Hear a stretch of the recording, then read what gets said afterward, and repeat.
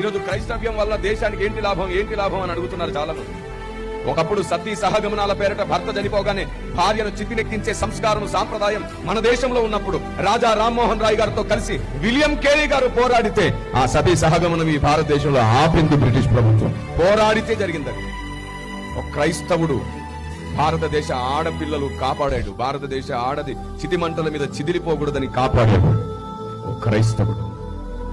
ఆడపిల్లలు చదువుకోవాలి ఖచ్చితంగా అని చెప్పి విశ్వవిద్యాలయాలు పెట్టాడు ఓ క్రైస్తవుడు విలియం కేరీ.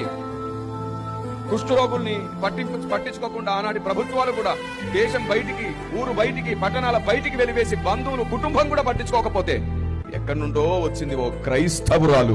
కుష్ఠరోగులను కూడా వాళ్ళ చేతులను కడిగి వారికి మందు పెట్టి భోజనం కూడా తినిపెట్టి వారిని పోషించింది మదర్ తెరిస్సా. ఓ క్రైస్తవురాలు.